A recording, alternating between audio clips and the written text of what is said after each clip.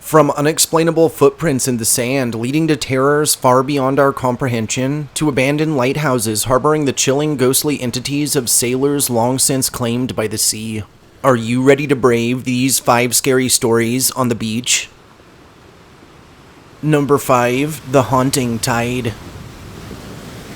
It was a balmy summer evening when my friends and I decided to have a beach bonfire on a secluded shore. We were seeking an adventure away from the crowded tourist spots, and the allure of a hidden beach seemed too good to resist. As we gathered around this bonfire, laughter and excitement filled the air. The rhythmic sound of waves crashing on the shore provided a soothing backdrop to our evening. We chatted, shared stories, and indulged in the joy of friendship late into the night. But as this night wore on, a strange sensation started to grip us. It began with faint whispers carried on the gentle sea breeze, and at first, we dismissed it as rustling leaves or the wind's playfulness. However, these whispers persisted, growing louder and more haunting, and eventually, we exchanged concerned glances trying to make sense of the inexplicable sounds around us. "Is that just the wind or something else?" Emily voiced what we were all thinking. We attempted to rationalize the eerie atmosphere, attributing it to the remoteness of the beach or to our heightened imaginations. As darkness enveloped the shore, the whispers intensified to eerie cries, sending shivers down our spines. The waves seemed to swell with a peculiar force, as if responding to some unknown presence. And that's when we saw them, ghostly figures emerging from the waters. Translucent and otherworldly, they drifted across the sand gracefully, their eyes fixated upon us. We stood frozen, unable to comprehend the surreal scene unfolding before us. These beings' mournful cries filled the air, evoking a sense of ancient sorrow. Struggling to explain the inexplicable, we tried to convince ourselves that what we were witnessing was a performance or some sort of elaborate prank, but deep down, we knew this was unlike anything we'd ever seen before. As the ghostly apparitions approached, we retreated from the shore, our hearts pounding with a mix of fear and curiosity. The rising tide seemed to mirror the intensity of the situation, as if the sea itself acknowledged these spectral beings. "We should go back to camp," Tom suggested, his voice tinged with panic. Agreeing with him, we quickly turned and hurried away from the shoreline. Back at our campsite, we tried to make sense of this spine-tingling encounter. We researched local history, seeking answers to the mysterious haunting. And to our astonishment, we stumbled upon accounts of a tragic shipwreck that had occurred decades ago on the very same night we witnessed these ghostly apparitions. The night, it seemed, marked the anniversary of a maritime tragedy, and the figures we had witnessed were the spirits of those who had lost their lives in the shipwreck, still seeking solace and remembrance in the realm of the living. Number 4. Footprints in the Sand. It was a tranquil afternoon as I strolled along a deserted stretch of beach, enjoying the solitude and the sound of the gentle waves. I often ventured to this isolated spot to find solace from the hustle and bustle of everyday life. As a beachcomber, I often relished in the thrill of discovering hidden treasures that had washed ashore. On that particular day, however, my usual peaceful routine was disrupted by a very unusual sight, a series of mysterious footprints leading from the sea and stretching across the sandy shore. The imprints were strangely deep, as though something heavy had left its mark upon the beach, and after observing my surroundings, it was clear that no one else was around in either direction for quite some distance. Curiosity piqued, I felt an inexplicable urge to follow these tracks and figure out what was at the head of them. With each step, my heart raced and a sense of apprehension washed over me. As I followed the footprints, they led me to a remote and secluded part of the shoreline. This area seemed untouched by human presence for who knows how long. A shiver ran down my spine, and I couldn't shake the feeling that I was walking into something far beyond my understanding. As I reached the end of this trail, my eyes fell upon a peculiar mound of sand that seemed out of place amidst the smooth expanse of the shore. My hands trembled as I began to unearth what might lay beneath. To my horror, I discovered a collection of bones, human bones, long buried under the sand. The chilling realization that I had stumbled right upon a grave site sent waves of fear through me. Trying to maintain my composure, I continued to dig, and as the sand gave away, more bones came into view. It was evident that these remains were of persons long lost, forgotten to time, and hidden away from the world. I couldn't help but wonder about the tragic history of these unknown individuals. Were they shipwrecked sailors lost at sea and washed ashore to meet their demise on this desolate beachfront? Or were they victims of a long-forgotten tragedy that had been deliberately erased from memory? The weight of this discovery pressed heavily on my shoulders, and I decided to report my findings to the authorities. This beach held a haunting history that both needed to be uncovered and also given the respect it deserved. As days turned into weeks, investigators combed through the site. Their findings revealed that this beach had indeed been the scene of a maritime disaster centuries past. A ship had caught fire and had been lost at sea, and the few survivors of the catastrophe had managed to crawl ashore to this exact location before succumbing to their injuries. As the truth emerged, the beach became a place of somber reflection as people paid their respects to those whose lives had been tragically cut so short. Memorial plaques were placed, and the site was preserved as a reminder of the past and as tribute to those lost souls who had once walked these very sands. I couldn't help but feel humbled by the experience, realizing that sometimes the past leaves indelible marks on the present. The footprints in the sand had led me to a chilling secret, one that connected me to the history of a forgotten tragedy. And as I walked away from that secluded beach, I carried with me the knowledge that beneath the surface of the tranquil seaside, there lay countless stories of the past just waiting to be uncovered. Number 3. The Vanishing Seaside Town. Our vacation had taken us to many charming coastal towns, but the one we stumbled upon that day was unlike any we'd ever seen before. As we drove along the winding coastal highway, a picturesque seaside town appeared off in the distance, and seemingly out of nowhere.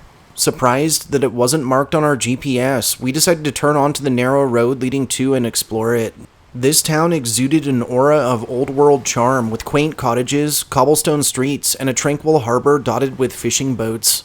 The locals greeted us with warm smiles, their faces full of knowing, as if they were greeting longtime friends. Curiosity got the better of us, and we decided to spend the night at the town's only inn, which was saturated in the same rustic charm as the rest of the place. The innkeeper welcomed us with genuine hospitality, eager to share stories about the town's history. But as night descended, the town seemed to transform. The once bustling streets grew empty, and a haunting stillness settled over its quaint cottages. Unease tugged at the corners of our minds, but we tried to dismiss it as mere imagination. In the moonlight, we took a leisurely stroll along the deserted streets, marveling at the town's beauty, but its sense of familiarity had turned into something eerie, like stepping into a dream or even a nightmare that we had long forgotten. As we walked, we noticed a flickering light at the far end of the street. Intrigued, we followed it and found ourselves drawn to an old weathered theater. The glow seemed to come from within, as if beckoning us to explore its forgotten depths. Pushing open its creaking doors, we entered the theater and were greeted by a surreal sight.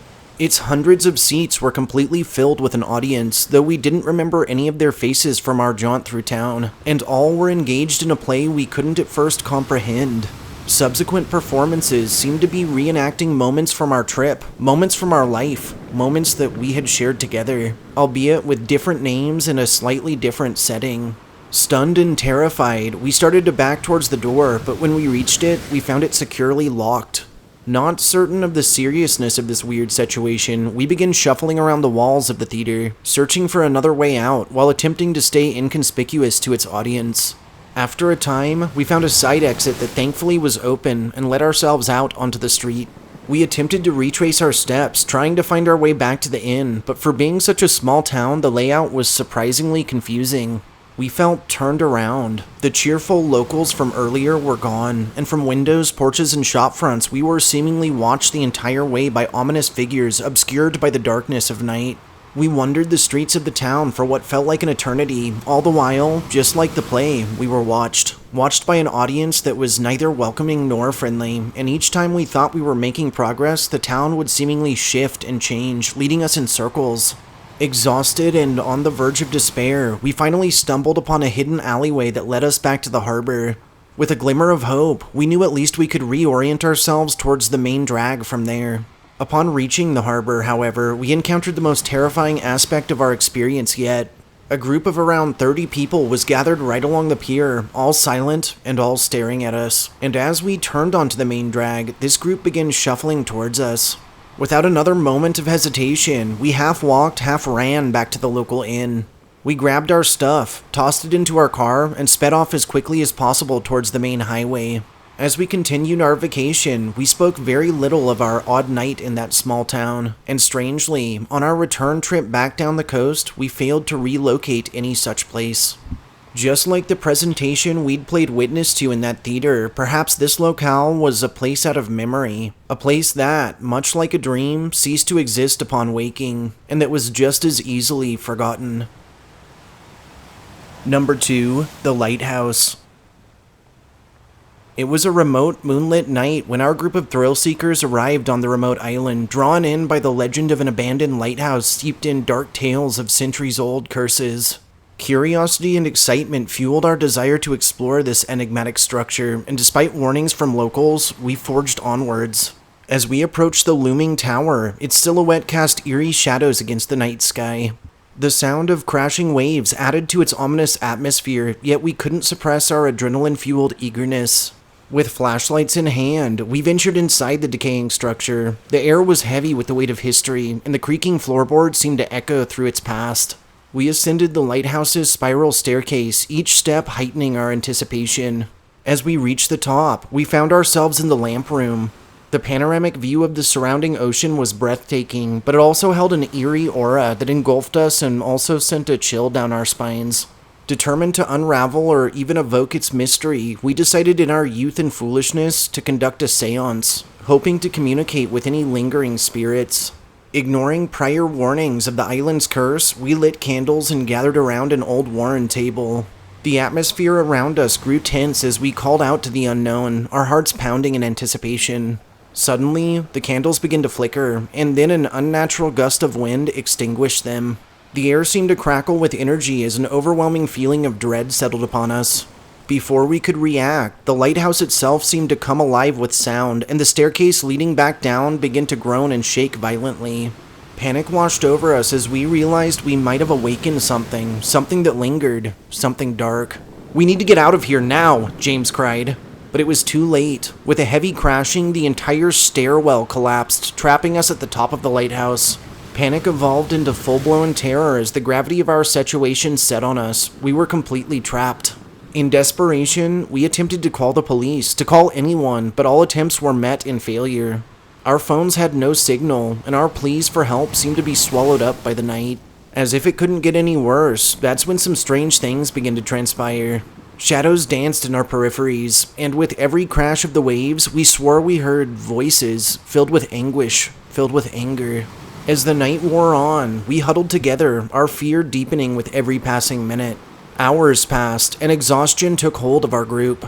We had nowhere to go. With no other choice and possibly in our delirium, we began to settle on the theory that our seance had caused this to happen, that whatever was in this lighthouse had collapsed the stair.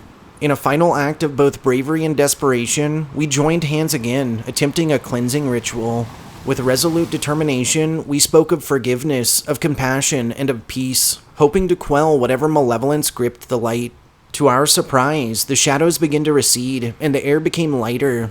It was as if a curse had finally found release, allowing whatever trapped souls lingered to find peace. As dawn broke, the light revealed a small iron edge remaining where the staircase had failed. Carefully, we clung to the still-attached railing and scaled down this end for probably a full story before reaching a portion of the stair that remained sound.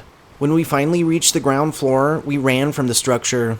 Glancing back, the lighthouse stood silent and still, an imposing silhouette that almost felt alive.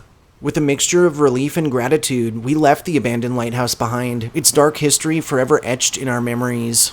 Whatever resided within had tested our spirits, and while we had faced unimaginable terror, we emerged with a newfound appreciation for the power of redemption and for the strength of human resilience.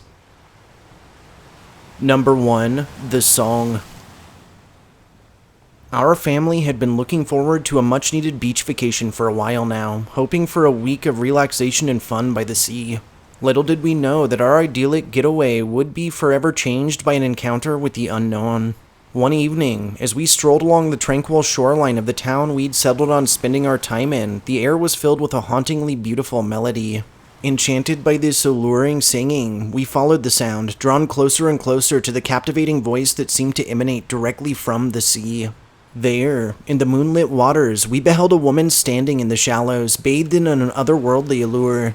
She danced gracefully in the low waves, seemingly singing up to the moon itself, and something about the melody she sang felt so familiar to us, almost comforting. Spellbound by the song, we waded into the waters, closer and closer to this mysterious performer. Her voice seemed to penetrate our very souls, filling us with a curious sense of euphoria and tranquility. Yet, beneath the surface of her beauty, a subtle sense of unease began to grow within us. Somewhere in the backs of our minds, we felt her intentions seemed veiled, and we all couldn't shake the feeling that something was amiss. As the night wore on, we lost track of time, lost in the allure of this strange song, and before we knew it, the sun was rising. However, just as the light breached the horizon, a horrifying truth was revealed. As the first rays of the day washed over our mystery lady, her skin became wrinkled, her face deformed, and her once sparkling eyes transitioned suddenly into sunken black sockets. In this moment of clarity, we broke free from the song's grasp, waded back to the safety of shore, with fear now gripping us as we understood the peril we were in.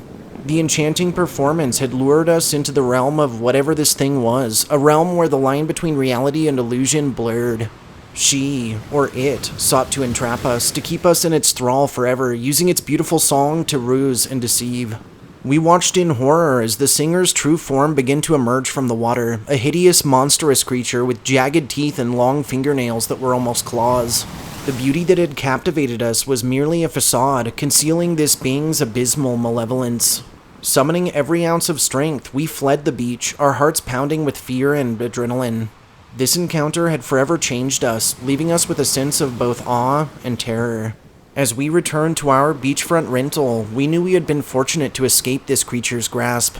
Its alluring melody had almost claimed us, but we had resisted, and after some time and research, we felt silly for not recognizing the situation we were in, or what we were up against. For following countless Google searches and stories, one word, one label kept resurfacing. We had almost been claimed by the siren. Thanks for tuning in for these scary stories on the beach. If you enjoyed hearing my fearsome fables, subscribe to my channel, like this upload, and share me with anyone you feel could use a good fright. I'll catch you next time.